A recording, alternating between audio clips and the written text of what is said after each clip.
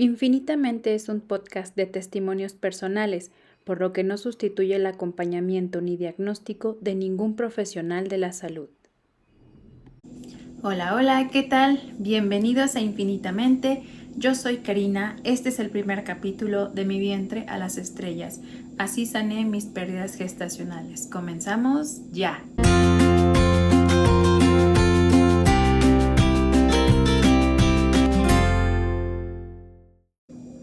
Y antes de empezar, quiero dedicar este video en honra a la memoria de mis hijos, Leonardo y Luna, de mi hermano Arturo y de todos esos seres de luz que nos acompañan desde las estrellas, y a todos esos hombres y mujeres que al igual que yo perdieron a un hijo.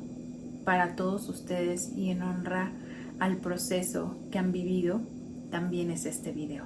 Pues bien, esta historia inicia cuando yo me entero que estoy embarazada a los poquitos meses de haberme casado con mi esposo Omar. Esto sucedió más o menos como a los 6 meses de que él y yo nos acabábamos de casar. Entonces me entero que estoy embarazada, que mi camino hacia la maternidad ha sido también una gran experiencia de vida, razón por la que también este canal y este espacio ha tenido un lugar en mi vida. Pero bueno, esa es otra historia que ya más adelante les contaré. Esto sucede porque yo me entero que estoy embarazada, me pongo muy contenta. Era algo que tanto Mar y yo estábamos buscando, si estaba en nuestros planes, si era algo que queríamos. Sin embargo, he de admitir, porque este pensamiento se convierte más tarde en el enemigo en esta historia, y pasa por mi mente la idea de que si no había sido muy pronto, si tal vez nos habría convenido esperar un poco más de tiempo, disfrutarnos más como pareja, siendo una familia de dos, aunque sí es una realidad que queremos hijos. Por mi mente pasó esta idea de si tal vez había logrado disfrutar lo suficientemente el viajar, el salir, el conocer, el hacer más planes, siendo pues una familia de dos. Así es que ese pensamiento pasa, pero me asusta, no sé cómo procesarlo, y lo único que yo quiero ver es que ser mamá y estar embarazada es una bendición y que era algo que yo quería. Así que como cualquier mujer que está embarazada, tiene los cuidados naturales. Voy a mi primera consulta. Aquí quiero comentar que la ginecóloga que me vio no era la misma que en un principio estuvo llevando mi acompañamiento, porque ella se muda a Querétaro y me canaliza con una nueva ginecóloga, que ella es la que me ve en esta primera y última cita. ¿Por qué digo primera y última? Porque yo llevaba como casi las 4 semanas. Yo tuve un retraso de un día y sabía yo, algo en mi cabeza, en mi corazón, en mi cuerpo me decía que probablemente estaba embarazada. Me esperé el fin de semana, fui a hacerme los laboratorios, me dieron los resultados luego y salió que sí estaba embarazada. Yo le comuniqué a Omar. Él estaba en ese entonces trabajando fuera de la ciudad, así que tuve que hacerle una videollamada. Los dos estábamos muy contentos. Y cuando voy a esta primera cita, la ginecóloga me dice que todo estaba bien, que iba a ser muy pronto para poder ver al bebé, pero que pues tenía que revisarme. En efecto, me revisa, ve que estaba bien hecha la implantación, que el saquito estaba en donde tenía que estar, no se alcanzaba a ver el embrión por el tiempo, pero ella me dice que todo estaba aparentemente muy bien, y me da unas recomendaciones que aquí es importante mencionar esto, porque ella me comentaba que era muy normal que yo sintiera cólicos. Le decía que sentía como si ya me fuera a venir el periodo, pero no me venía, como cuando estamos en estos días donde dices tú, siento que ya me va a venir, así sentía. No un cólico que te tumba en la cama, pero tampoco como si nada. O sea, me sentía con inflamación, me sentía pues un poquito de malestar general, pero bastante tolerable, y todo muy bien. Ella me dice que eso era normal. Incluso que si llegaba a tener algunos manchaditos, eso era también normal, que se conocía como sangrado de implantación. Y aquí quiero hacer una observación muy puntual, porque sí es normal, o sea, sí es común tener este tipo de sangrados, aunque no todas las mujeres cuando se embarazan lo tienen. La verdad es que no te sé decir porcentajes, pero sí que sé que es algo que regularmente, o sea, es común que las mujeres puedan llegar a tener ese sangrado de implantación, que realmente son como algunas manchitas y generalmente suceden en el día en el que te tiene que bajar. Después no tendrías por qué tener ningún tipo de manchado, porque eso ya es un signo de que algo no va bien, de que deberías de consultar al ginecólogo y que te exploren y que sea ese profesional quien verdaderamente descarte o confirme que algo esté pasando con el embarazo. Entonces ella me dice que si yo llegara a tener algún manchado, que siempre y cuando no fuera una sangre fresca, intensa y abundante, que me quedara tranquila, que porque eso era un sangrado de implantación. Yo me voy, hago mi vida normal y como cualquier mujer, iba, trabajaba, estaba en casa, cumplía mis labores de todos los días y regresa mi esposo de este trabajo fuera de la ciudad. Dando un poco de contexto, esto sucede a finales, bueno, como muy cercano a las fechas decembrinas de estas fiestas navideñas. Y él me invita a una comida con sus amigos.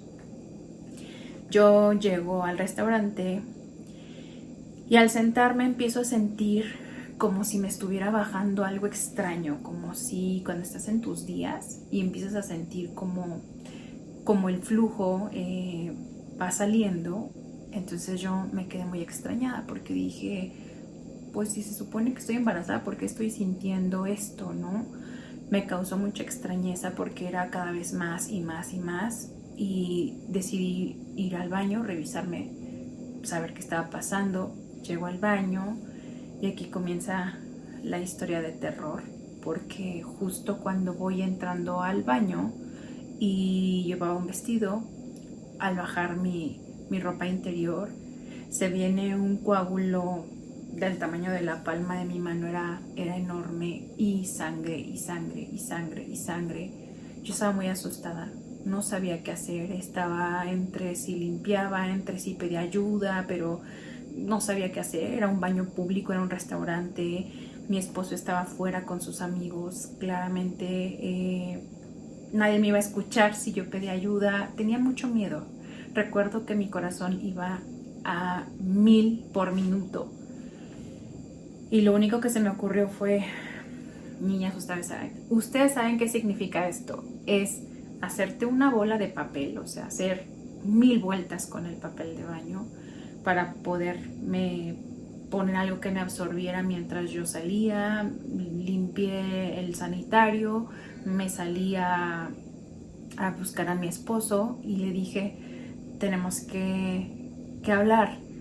Yo hablo inmediatamente con mi ginecóloga, le dije, me está pasando esto, tengo mucho miedo, es mucha sangre y no sé qué está pasando. Lo que ella me dijo fue, probablemente estás teniendo un aborto, necesitas ir a un hospital urgentemente. Yo estaba en esa negación, estaba completamente negada. Dije, no, como que un aborto no puede ser. Dando un poco más de contexto, mi hermana, quien la amo, es mi alma gemela, es mi confidente, es mi inspiración, es mi mejor amiga, es esa compañera que hoy sé que voy a tener y espero tener toda mi vida, o al menos todo el tiempo que se pueda. Ella es médico cirujano y recuerdo haberle llamado y haberle dicho que estaba sangrando. Ella y yo de cariño nos decimos bichas, así que me dijo, bichita, eso no está bien, tienes que buscar un hospital lo más pronto posible. Y así es como llegué a la primera sala de urgencias. Mi esposo me dijo, ¿qué hacemos? Y yo, nos tenemos que ir rapidísimo al hospital. Y pues nos fuimos a una clínica que él encontró como pues de camino en la zona en donde estábamos. era un hospital privado. Me dieron pues la primera atención, el primer acompañamiento, y me interviene el ginecólogo que estaba, supongo yo, de guardia, y me dice que el cuello estaba ya dilatándose, que había varios coágulos. Me hizo un tacto, y aunque he de reconocer que era un proceso muy invasivo, era una noticia que me estaba dando mucho miedo, he de reconocer que el ginecólogo fue bastante profesional, tuvo mucho tacto en cómo me abordó, en la manera en que me dio la noticia. Me hicieron un ultrasonido, y en ese ultrasonido, recuerdan que era el primero que me había hecho con la ginecóloga, no se veía el embrioncito. En este ya se veía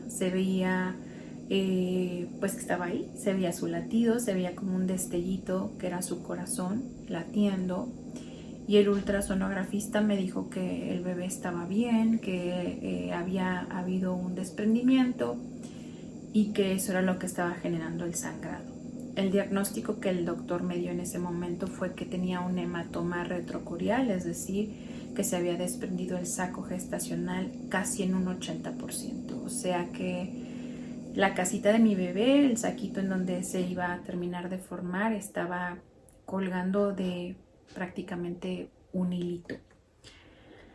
Así que pues él me hace ver que el pronóstico no era nada alentador, y me sugiere que pues que me quede internada porque necesitaba valorarme, necesitaba ver que pues se concretara la expulsión del bebé o que lograra retenerse. Desde ese momento me dijo que el pronóstico de que el bebé continuara pues era muy bajo.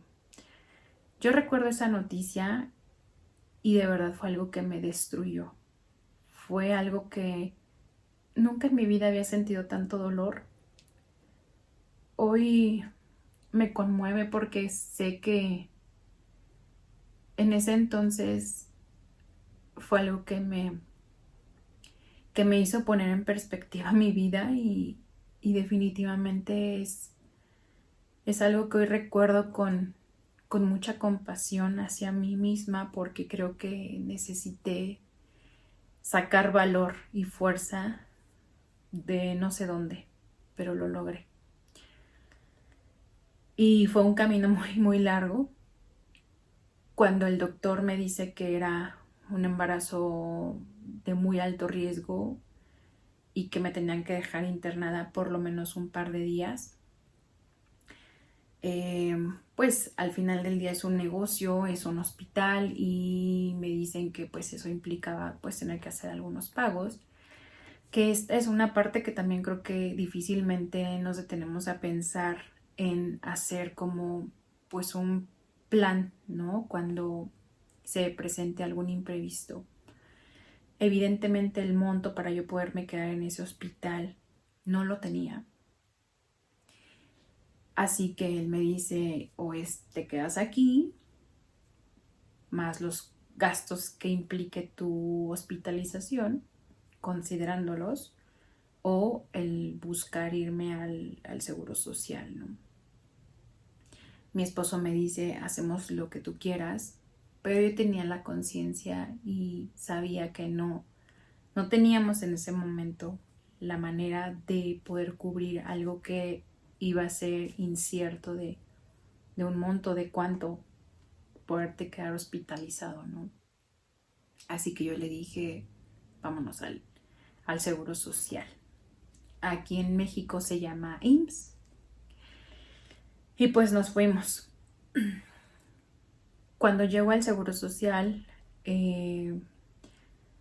me reciben dos doctoras, quiero pensar que eran también médicos o médicas, no sé, era tal vez especialista en urgencias, no lo sé, o quizás ginecóloga, la verdad es que no tengo idea, pero en todo momento me sentí muy mal.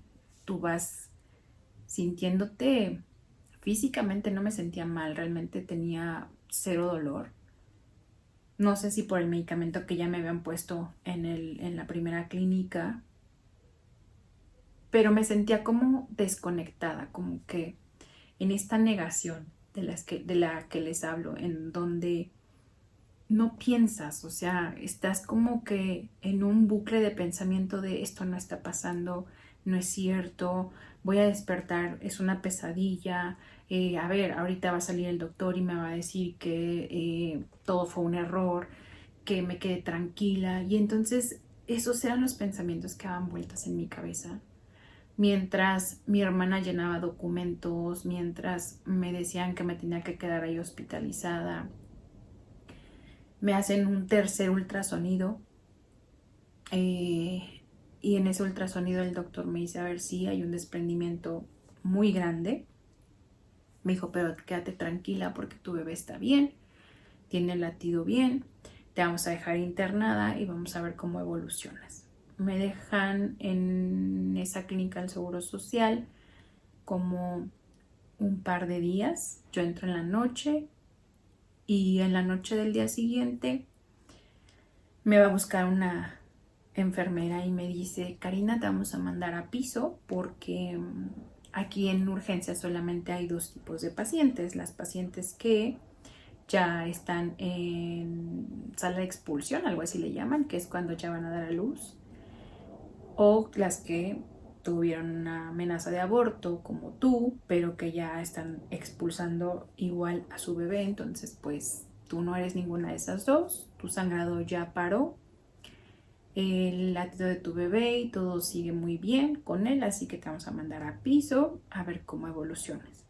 Les decía yo hace un momento que esto todo sucede muy cercano a las fechas de Navidad, entonces justo en el día del 24 de diciembre me va a buscar a mi habitación en su recorrido de todos los pacientes un doctor que me dice te voy a dar de alta porque tu sangrado ya no está, vamos, abundante, ya no es fresco, ya no es un sangrado reciente, parece que ya se detuvo y tu bebé está bien, entonces pues solamente tienes que estar en cama, en cama, en cama sin moverte. Y cuando les digo en cama sin moverme era que tenía que estar literal acostada y solamente me ponían un cómodo que es bastante incómodo para poder hacer del baño, medianamente incorporarte para comer y dependiendo de mi evolución, ¿no? Llego a mi casa, recuerdo esa cena de Navidad con toda mi familia, yo acostada y de pronto iba uno a verme y luego regresaban y para quererme acompañar, pero yo me sentía con el alma rota, yo me sentía devastada, yo me sentía en esa negación del no. Y aparecen las primeras etapas de enojo, primeramente hacia la ginecóloga, porque ella me había dicho que era algo normal el tener manchados y yo había tenido esos manchados a los que no les hice caso porque ella me había dicho que eran normales siempre y cuando no hubiera un sangrado abundante. ¿Cómo eran esos manchados? Yo iba hacia de la pipí, cuando me limpiaba veía eh, una coloración como rosita pastel en el papel, o sea, un rosa muy tenue. Y yo dije, pues tal vez es ese sangrado de implantación del que ella me habló, pero nunca me imaginé que fuera a hacer el anuncio de otra cosa. Así que sentía mucho enojo. Y en esta etapa el enojo era un enojo hacia ella, era un enojo hacia mí porque no le había hecho caso a mi hermana, era un enojo hacia los doctores que en el IMSS me habían tratado bastante mal. Y creo que en todo mi camino de buscar ser madre, he sufrido y me he encontrado con profesionales, y lo entrecomillo, ¿no? Que han ejercido, y estoy segura que a muchas mujeres más, la violencia obstétrica, pero bueno. Entonces empecé a sentir este enojo, aparece este enojo hacia la vida, hacia Dios, hacia mí, hacia mi trabajo, porque claro, si yo no me hubiera ido en el transporte, claro, si yo no hubiera tenido este pensamiento del que les platiqué en un principio, de no será muy pronto, habré dudado, si yo no hubiera dudado, y entonces empecé a sentir mucho enojo hacia todos. Y era como un entrar y salir entre el enojo y la negación, porque cada que yo iba a una consulta era: tu bebé se va a perder, tu bebé se va a morir, sí sabes que ya se está muriendo tu bebé, ¿no? Bueno, tú ya sabes que esto pues no te va a llevar a ningún lado. Esos eran los comentarios que me hacían los doctores cada que me revisaban. Y obviamente era esa resistencia entre la negación y el enojo a decir: no, tú no tienes la razón, ¿no? Tú no vas a decirme a mí qué hacer, ¿no? O cómo sentirme o lo que va a pasar. Y era pues verdaderamente negarme y resistirme a una realidad que a todas luces estaba pasando, ¿no? Siempre tuve mucha fe y siempre tuve mucha esperanza de que pues el desenlace fuera otro, sin embargo pues no fue así. Y pues en este ir y venir de internarme y darme de alta, internarme y darme de alta en el Seguro Social, en una de tantas veces que me dan de alta, platico con mi esposo y le digo: ¿sabes qué? Quisiera como otra opinión, ¿ves? No confío en esta negación y en este enojo que tenía con estos médicos, que a ver, no lo estoy justificando por el trato que de pronto nos llegan a dar, no voy a echar en el mismo costal a todos, pero en su mayoría el trato no es ni digno, ni humano, ni profesional. Completamente aparte de eso, reconozco que en este estado de negación en el que estaba, de este enojo, aquí entra una etapa que es la negociación. Es buscar el: y si hago esto, y si intento lo otro, y si a lo mejor pruebo con esta otra alternativa. Y entonces yo lo que quería era encontrar a alguien que me dijera lo que yo quería escuchar, ¿no? Porque estaba, insisto, en este ir y venir de esa negociación con ese dolor por esa pérdida, en ese enojo.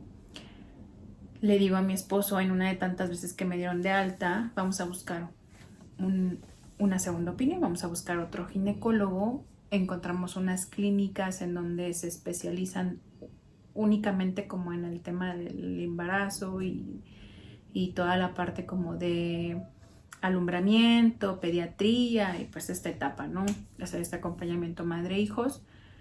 Vamos a estas clínicas y el doctor que me atiende también fue muy profesional. Me dijo que pues sí era un embarazo muy delicado, pero que quería que lo disfrutara, así que me dijo que el bebé estaba muy bien, que el sangrado aparentemente había cedido. Aquí quiero compartirles que nunca dejé de sangrar. Yo veía en otros videos, porque ya les contaré esto, testimonios de otras mujeres que decían que ellas habían tenido también hematomas, que un tiempo sangraron, pero después fue algo que paró. En mi caso no fue así. Yo sangré y sangré y sangré, y aunque el sangrado nunca paró, tampoco fue siempre constantemente fresco. Era como manchaditos, como cuando ya estás en tu ultimisísimo, lo último de tu periodo menstrual, así. O sea, ya una sangre oxidada. Los ginecólogos me decían que eso era sangre residual. Entonces, esos eran los diagnósticos, y también era la razón por la que me daban de alta, porque no había un sangrado pues constante, ¿no? Cuando llegó a esta clínica, ya tendría cerca de las 10 semanas, como entre 10 y 11 semanas, y pues así estuve un par de semanas más en absoluto reposo. Ya me podía yo levantar a hacer yo solita de la pipí, a ir al baño, a bañarme, a comer, o sea, ya podía levantarme a hacer como este tipo de cosas nada más. Y todo el tiempo era acostada, acostada. Y en este negociar con ese, con ese dolor, con esa realidad, pues al estar acostada tenía realmente pocas cosas que hacer. A veces leía, veía series, un poco de películas y el internet. El internet se volvió, yo creo que no se volvió, es un arma de dos filos, ¿no? Puede ser una muy buena herramienta o puede ser también algo que no bien empleado no te lleve a un buen lugar. Así que empecé a buscar contenido y empecé a buscar, yo quería que alguien me dijera que sí va a estar bien mi bebé y en esta negociación de y si hago esto, pero sí, ¿qué puedo hacer? Pero sí, a dónde puedo ir.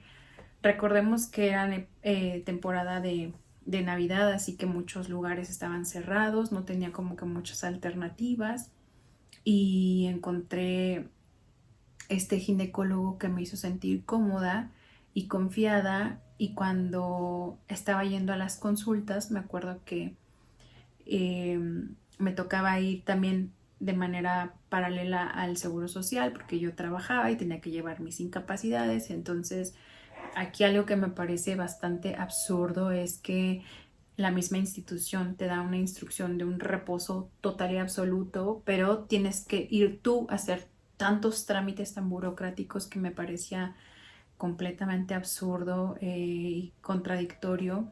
Pero bueno, al ir a mis consultas, pues obviamente verían la escena que era pues un caso muy, muy complicado y me volvían a retener y me volvían a internar y me volvían a dejar ahí unos días.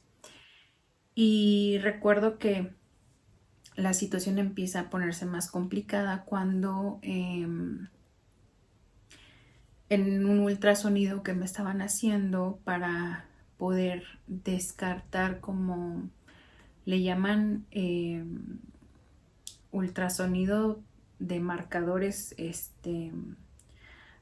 no sé, es un ultrasonido especial que le hacen a los bebés entre la semana 12 y 14 para poder descartar como algún posible síndrome.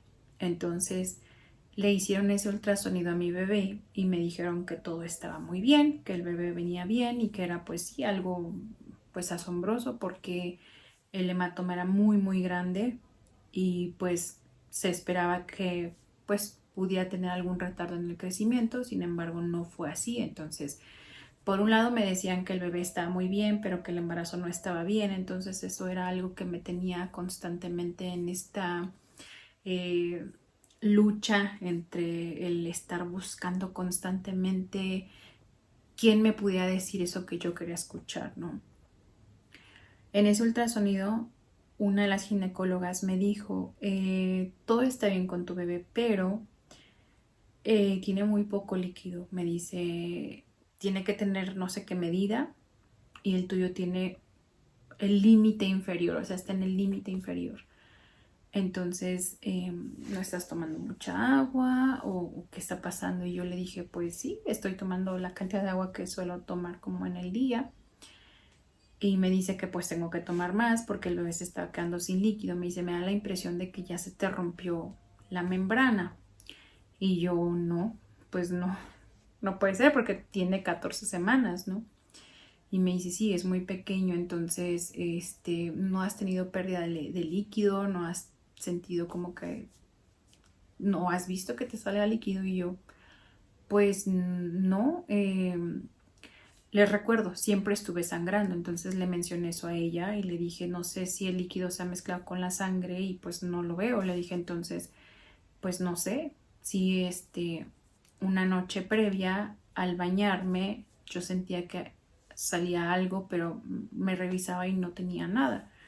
Pero sí sentía que algo salía y no veía que saliera como algo, ¿no? Entonces me hizo dudar mucho.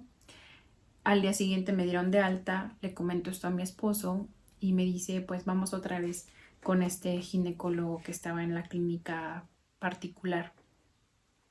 Él nuevamente me hace un ultrasonido, me vuelven a hacer ese ultrasonido de los marcadores de la semana 12 a 14 y me dicen que el bebé está bien, que tiene suficiente agua, que pues no era cierto eso, pero pues que tome agua, ¿no? Y llego a casa y justamente cuando llego a casa otra vez siento como una descarga, ¿no? Y dije, ah, no, otra vez empecé a sangrar. Y no, esta vez sí era agua. Y nuevamente fue el corazón acelerado de decir esto no está bien. Y aquí quiero compartirles algo porque yo sé que esto es de índole muy, muy personal. Pero recuerdo que cuando tengo estas fugas de líquido, le hablo a mi hermana y le pregunto que si eso era normal. Me dice que podría ser líquido amniótico y que eso de ninguna manera era ni normal ni bueno para el bebé, porque significaba que pues que ya iban a nacer y eso era muy pronto. Así que regresamos nuevamente con el doctor. El doctor me hizo un test que identifica no sé cuántos mililitros de líquido amniótico y sale positivo. Me dice seguramente hay una fisura en el saco del bebé y al no ser franco pues no se ha roto como tal la fuente, pero sí tenemos que revisar porque eso no es bueno, significa que ya hay bacterias que podrían traspasar esa membrana e infectarte al bebé, a ti y pues vamos a darte un tratamiento. Me mandó antibióticos, tenía que estarlo viendo un día sí, un día no, me mandaba a hacer una medición de la sangre de algo, la verdad es que no recuerdo qué era, pero es algo como que te va diciendo si hay como una infección en tu cuerpo, si tienes los suficientes anticuerpos o defensas, no sé cómo explicarlo, pero tenía que estarme midiendo constantemente. Me hacen una prueba de sangre. Voy a darles un ejemplo, estoy hablando una tontería, no lo tomen como una referencia, no es un dato confiable, pero me estaba midiendo, no sé, las defensas y tenía que tener niveles muy bajitos de la infección y me sale 200, ¿no? Me manda el antibiótico y eso tendría que haber generado que desapareciera. Cuando me vuelven a hacer la medición, eso había reducido como 6 puntos, de 200 había bajado a 192, o sea, verdaderamente era muy, muy poquito lo que había bajado y pues tendría que haber estado, sino que en ceros, por lo menos en, no sé, la verdad es que no podría, no sé cómo explicar esa parte. Pero aquí hay algo que quiero compartirles y que yo respeto muchísimo el punto de vista de cada quien. Pero esto creo que fue algo que me hizo ponerme a analizar verdaderamente mi situación. Esto me confrontó, esto verdaderamente fue algo que detuvo por completo esta negación y esta negociación de no, a ver, no, esto no me está pasando a mí, voy a buscar otro doctor, voy a ir a mirar otra alternativa, porque cuando yo era niña, más o menos como a los 9 años, recuerdo que con nosotros jugaba un niño que era sordomudo y pues nosotros como niños lo integrábamos, jugábamos con él a su manera se daba a entender. Y una ocasión salimos a la tienda. Y entonces como niños vas jugando, vas gritando, te vas empujando y pasamos por una casa donde había un perro que al escucharnos pasar pues empieza a ladrar y se lanza al zaguán, a la puerta. Todos gritamos porque escuchamos el ladrido del perro menos él. Y entonces a mí me causó mucha curiosidad ver que todos nos asustamos menos él. Cuando le cuento esa escena a mi mamá, a los 9 años, ella me dice, porque él no escucha. Él no se asustó con el perro porque él no escucha y se quedó extrañado viéndonos así como que todo bien, porque él no escucha. Y entonces por eso no se asustó con el ladrido del perro. Y al recordar ese momento, yo le dije a mi mamá, ¿por qué le pasó eso al niño? Y me dice, pues porque su mamá cuando estaba embarazada de él se enfermó de gripa, se tomó un medicamento y entonces eso hizo que el niño naciera sordomudo. Estoy hablando de cuando yo tenía 9 años.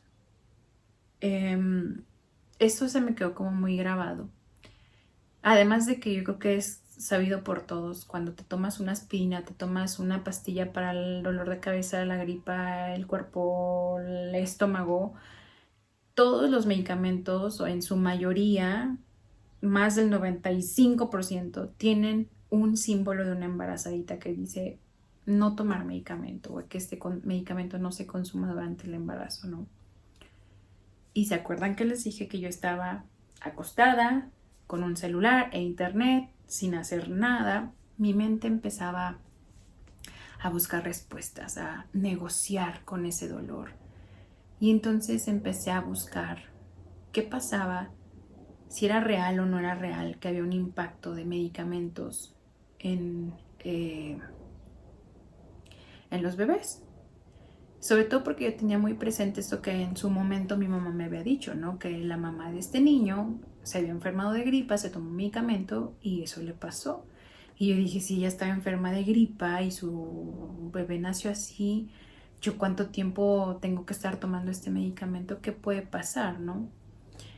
Y entonces me empiezo a poner a investigar de lo que encontré. Otra vez, estoy diciendo una tontería, no me hagan caso. Era que los medicamentos se clasificaban, como que tenían clases, la clase A, B y C. Y entonces, dependiendo de esa clase, pues es el impacto que puede tener en el producto o en los bebés. El medicamento que a mí me estaban dando era de clase B.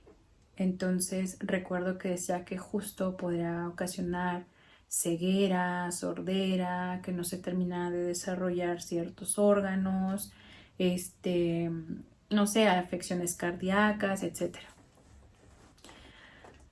Y esta situación a mí verdaderamente, les decía hace un momento, me puso en perspectiva la vida porque dije yo no quiero que mi bebé no disfrute de la vida.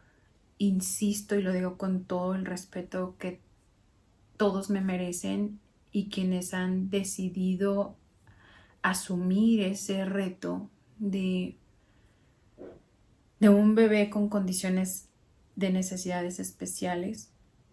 Yo tenía muy claro que yo quería que mi bebé viniera a la vida a disfrutarla, que la vida es hermosa, que pudiera ver mi cara, que pudiera escuchar mi voz, que aprendiera a leer, que aprendiera a escribir, que corriera, que viajara, que jugara. Y si yo iba a estar consumiendo esos medicamentos por no sé cuánto tiempo y más que no estaba bajando la infección, yo dije, ¿qué implicaciones puede tener en mi bebé esto, no? Y aquí viene una parte muy difícil para mí porque recuerdo haberle llamado a mi hermana una vez más. Créanme, yo como paciente soy muy difícil, soy muy demandante y amo a mi hermana porque siempre es la más paciente, es mi médico de cabecera, pero con un amor y una paciencia. Y recuerdo haberle comentado esto. Y me dijo, pues sí hay una implicación en el desarrollo. El bebé es muy pequeñito. Justo en esta etapa se está desarrollando mucho de sus órganos vitales.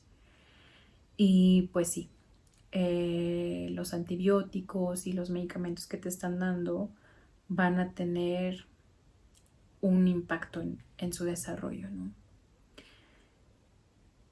Y en ese momento, donde ya me tenía acorralado el dolor, mi realidad, dije, y hoy se me quiebra la voz porque de verdad lo veo como una etapa en mi vida con mucha compasión, en donde tuve que ser valiente porque no tenía otra alternativa y me abrazo porque fue una etapa muy difícil en mi vida. Y dije, yo no quiero eso para mi hijo. Amo a mi hijo, deseo mucho ser mamá, pero también deseo que tenga una vida plena. Así que me armé de valor y con mucho miedo a ser juzgada, a ser señalada, y con esa gran confianza que le tengo a mi hermana, le dije, ¿qué pasa si yo quiero interrumpir el embarazo? Y recuerdo que su voz al otro lado del teléfono fue como muy... Yo te lo quería decir, pero no sabía cómo. Me dijo, creo que es lo mejor porque, pues sí, es un embarazo de mucho riesgo y las consecuencias de todo esto para el bebé pues van a ser muy grandes. Entonces, creo que es lo mejor. Me dice, vamos a buscar un ginecólogo, vamos a platicar con tu ginecólogo, a ver qué te dice, ¿no? Y ella, pues en el gremio empezó a buscar recomendaciones y demás.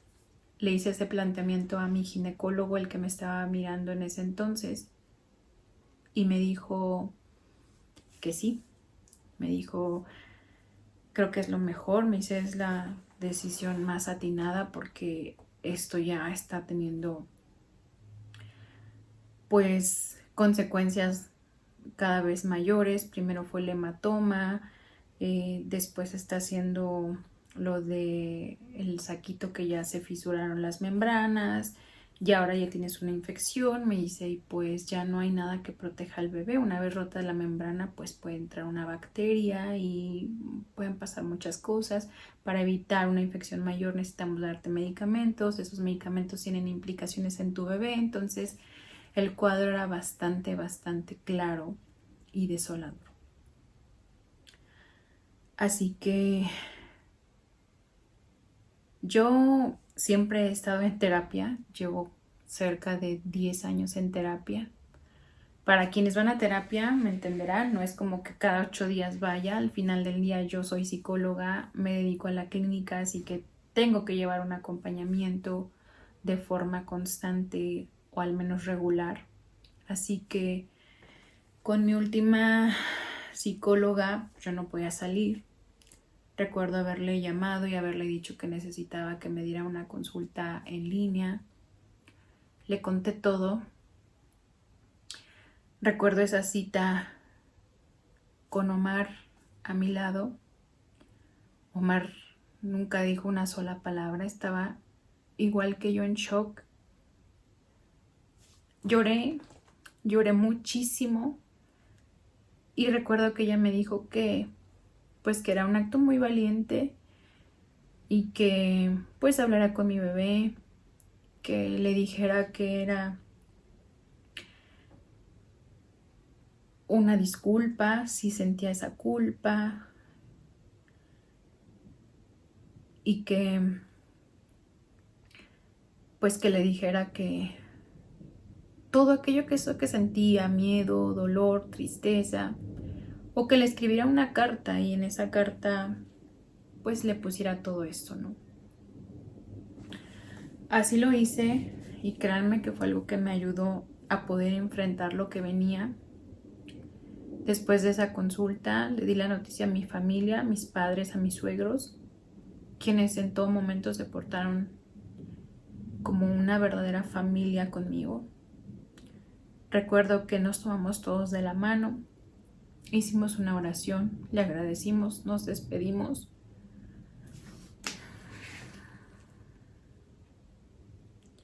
Y de verdad que si hoy lloro es porque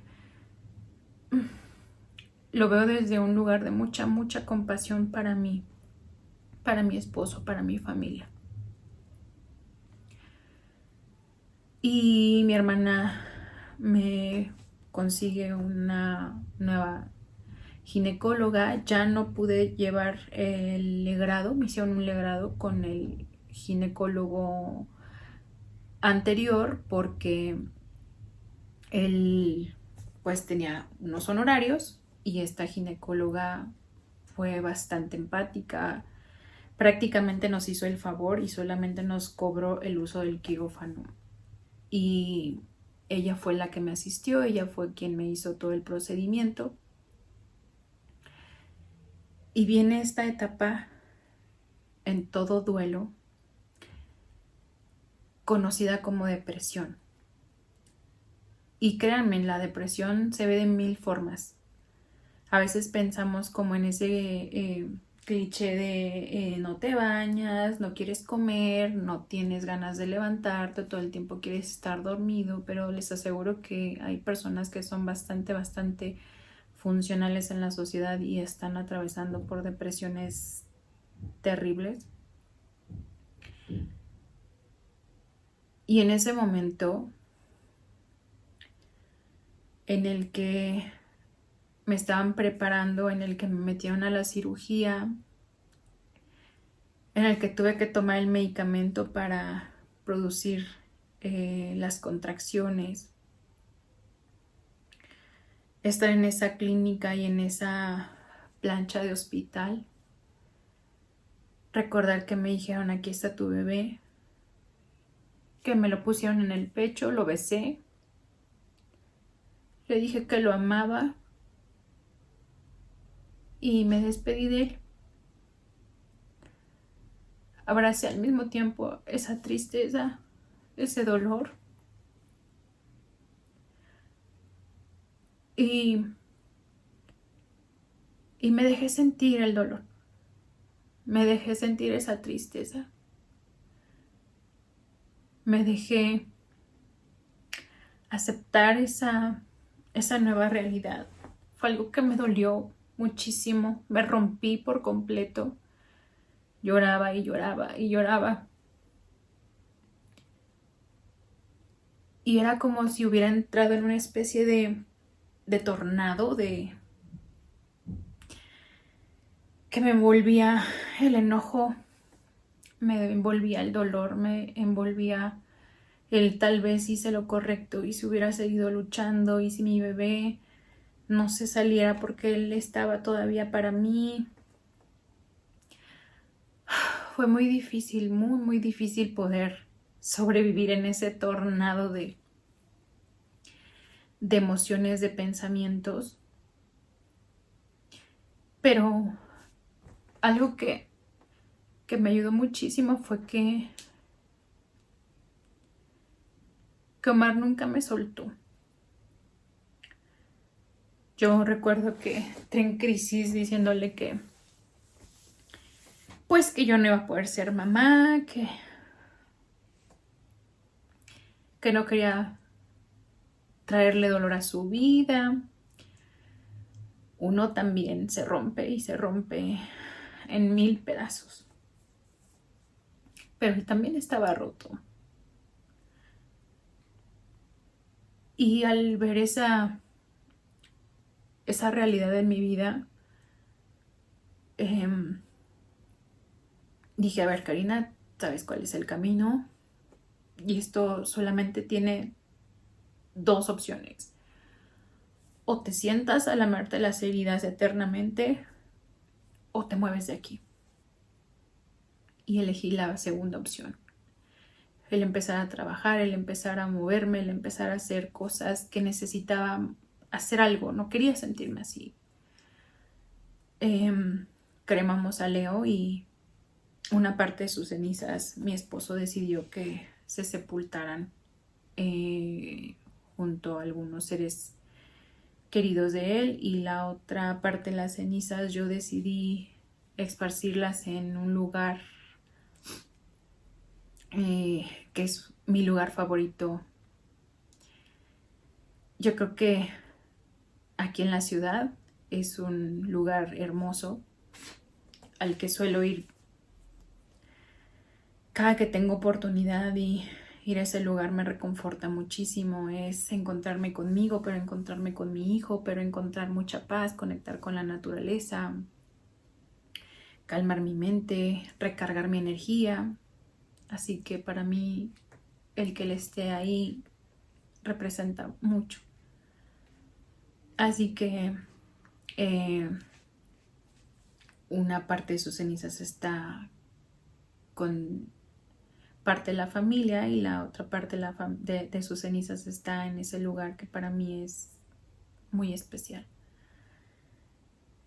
Y en ese trabajo terapéutico que empecé, volví al psicólogo obviamente de una forma mucho más regular, mucho más constante. Y aquí quiero contarles algo, porque en aceptar que tu realidad ahora es esta, justo llegó a la aceptación, pero la aceptación, créanme, no se ve como un, bueno, sí, claro, ya, pues ya perdí a mi ser amado, ¿verdad? Y entonces voy a mi vida normal. Eso sigue siendo negación. Aceptar que te duele, aceptar que no está, es tratar de reconstruirte cada día. Aceptar que no está es levantarte con llanto, con dolor, con dudas, pero decir que no quieres eso para ti, que no quieres sentirte así todo el tiempo. Y entonces eran terapias, era tratar de hacer ejercicio, pero escribir, pero leer. Empecé a buscar y empecé a buscar y a buscar todo, quería hacer todo lo que me pudiera dar calma y paz. Entré a círculos de mujeres, me fui a retiros espirituales, hice temazcales, hice baños de hierbas, me fui incluso hasta leer las cartas, fui a que me hicieran como con estas cosas de homeopatía que te dan, natural, todo intenté. Cambié de una vez más, me quedé con esta ginecóloga que me había hecho el legrado. Entonces, tanto llevé un acompañamiento médico, psicológico, como también pues en la parte más alternativa. Y duré, yo creo que así cerca de 2 años, hasta que en este camino holístico de medicina alternativa llegó a mí una ceremonia de niños santos. Y dije, lo quiero hacer y déjenme en los comentarios si quieren que les cuente cómo fue mi experiencia con esta ceremonia de plantas medicina. Que a ver, quiero hacer un paréntesis y dejar muy claro que yo no estoy incitando, no te estoy diciendo ve porque esto te va a ayudar. Yo creo que a mí me ayudó un conjunto, o sea, fue todo lo que hice. Fue como el unir en mí, poder integrar en mí estos dos caminos, tanto el de la medicina, el de la ciencia, el de la psicología, como el de las terapias holísticas. Y pues estas personas son profesionales, te preparan cerca de 15 días antes de tener ese acercamiento, esa experiencia. Y para mí esto fue algo que me ayudó como a integrar todo el trabajo que yo venía haciendo previo. Definitivamente no es la respuesta. Y aquí quisiera tomarme el tiempo para explicar esto porque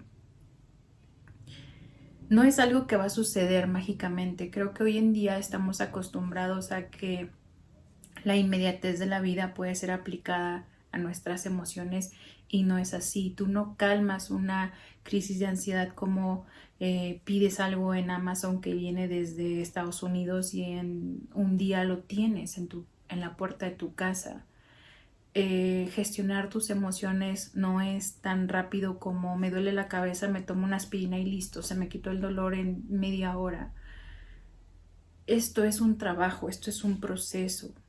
Yo trabajé en poder sanar esa culpa que sentía, ese enojo, el poder integrar y alinear muchas otras cosas previas incluso a mi pérdida, con mi familia, con mis padres, con mi esposo, con anteriores parejas, y fue un trabajo integral no es algo que sucede de la noche a la mañana y no se va a resolver con una consulta en psicología o con ir un mes al psicólogo o con ir con el psiquiatra y que te mande medicamento para que dejes de sentir el dolor. Eso no existe, es un trabajo constante eh, que creo que sería bastante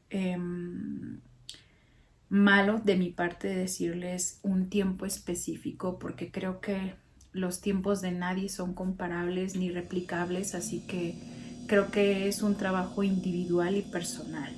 Así que tomando pues esto como referencia es que quiero compartirles que mi tiempo no necesariamente tiene que ser su tiempo, lo que a mí me sirvió no necesariamente tiene que ser lo que ustedes hagan. E insisto, creo que todo en conjunto fue lo que me ayudó. Yo no podría decir que las constelaciones o el haber ido al psicólogo o algo en específico, una sola cosa, creo que sería muy ambicioso por parte de cualquiera querer pensar que con una sesión de lo que sea es suficiente. Así que me importa mucho en este momento hablarles acerca de esta aceptación en donde es también darte cuenta que si quieres salir de ese momento en el que estás, tienes que moverte. Y pues bueno, yo con esto solamente quiero dejar muy claro que no estoy promoviendo una u otra opción.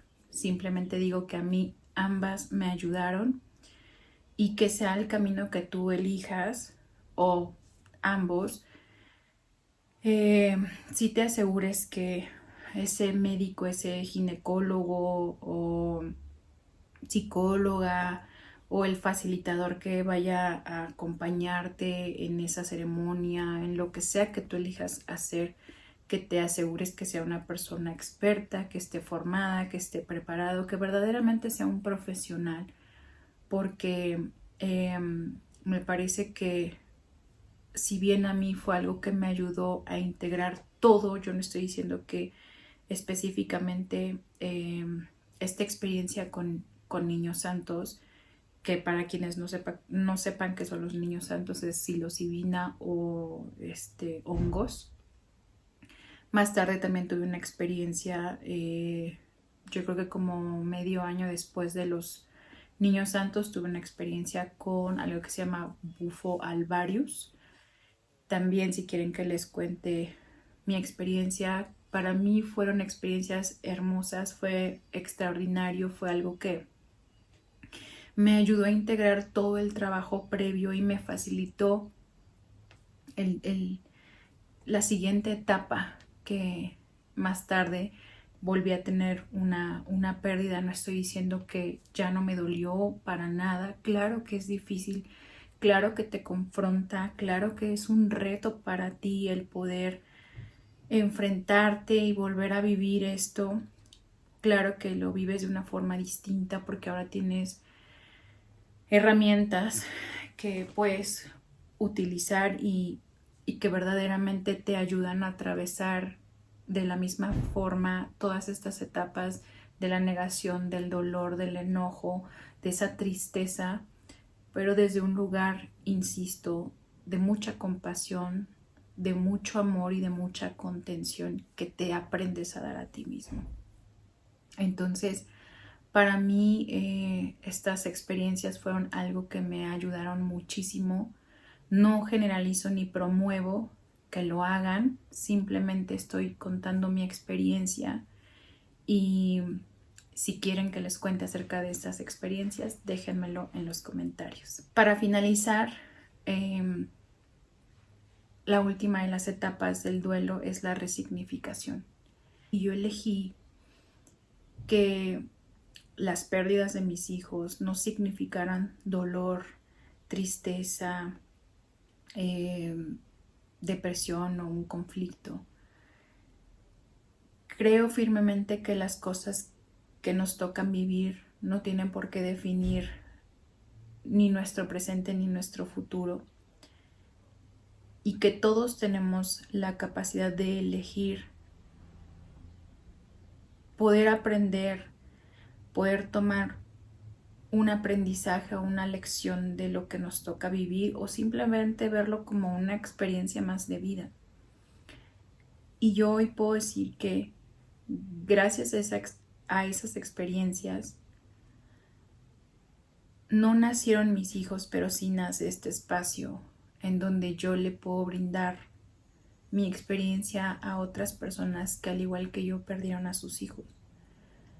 Y algo que me ayudó mucho a darle también un nuevo significado a esas pérdidas fue el hacer mucha labor altruista. Así que ese año siguiente de la pérdida de mis hijos, puntualmente de Leo, Omar y yo fuimos a regalar cenas a los hospitales. Encontramos a más personas que igual que nosotros iban y llevaban comida para las personas. Llevamos también regalos de Día del Niño, repartimos juguetes y nos empezamos a involucrar mucho en hacer labores altruistas. Y fue poder conectar justo con ese amor que queríamos darle a nuestro hijo y que te quedas con esa sensación de vacío, del y si hubiera y no pasó y es que, ¿qué hago con todo este amor? Y es que no tienes que guardarlo, no tienes que reprimirlo, es entrar en una conciencia de que la vida te llena de oportunidades para poder llevar ese amor. Y en su momento Omar y yo hicimos eso. Hoy yo quiero abrir este espacio porque dentro de esta experiencia también me di cuenta que me sentí muy sola, aunque tuve una red de apoyo increíble, mis amigos, mi familia, mi esposo, mis padres, nunca me soltaron, siempre me sentí acompañada, cobijada, contenida. No dejaba de sentirme sola, no porque no hubiera alguien conmigo, sino porque me sentía como él, porque a mí, sentía como que solamente a mí me había pasado, como que yo era la única mujer que no había logrado ser mamá, que no había podido, ¿no?